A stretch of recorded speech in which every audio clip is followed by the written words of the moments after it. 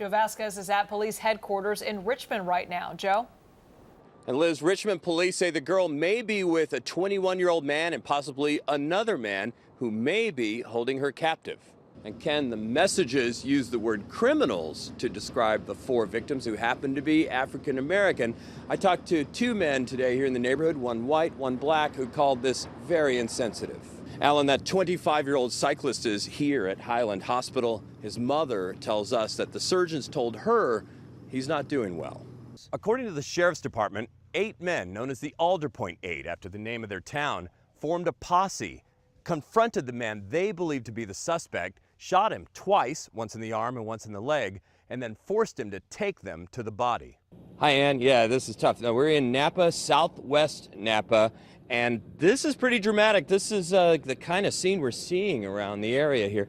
This is Len Hubbard's driveway. You can see it is raised, almost a foot up off of where it should be. And then if you follow it right down here, there are substantial cracks in his driveway. And then right over there at the base of his home, you can see some cracking there. It's significantly off the foundation right now. The locals call it Murder Mountain, and recently it's been living up to its name. Miles off the main highway in southern Humboldt's marijuana country, the area is nicknamed after a serial killing long ago. People are still dying here and disappearing without a trace.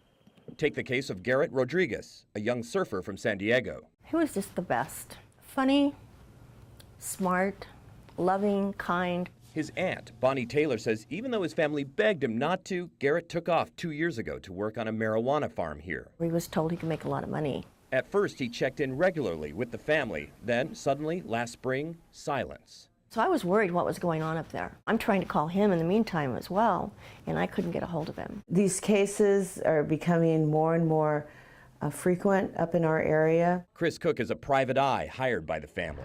She quickly learned neighbors suspected he was dead, and they told her they thought they knew who did it. She reported her findings to the local sheriff. They did not appear to be interested. Frustrating not just Garrett's family, but the community who knew they had a killer in their midst.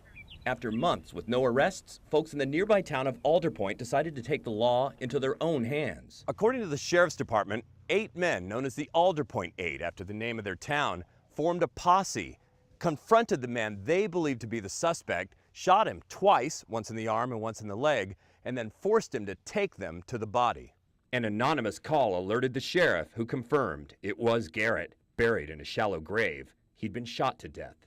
For local residents, the Alder Point 8 have become heroes. We know all of them, and they're all really good people. They just took it into their own hands to get the confession and to get her son's body back. Someone had to go and get him. But almost a year later, still no arrest in the case. Lieutenant Steve Knight with the Humboldt County Sheriff's Department says it's not that simple. The local growers do not want law enforcement coming in to areas where the marijuana is at.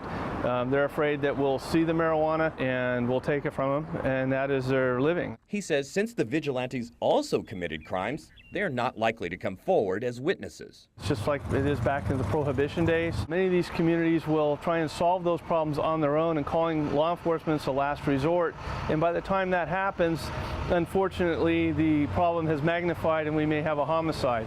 In fact, this summer, 2 more people were gunned down on Murder Mountain. A family member tells us at least one of the men was a member of the Alder Point 8. I just feel helpless. I grew up here and I'm trying to raise my son here. It's out of control. It's out of control. And the fact that this kid, his life was taken and no one really seems to care, something's wrong with the system.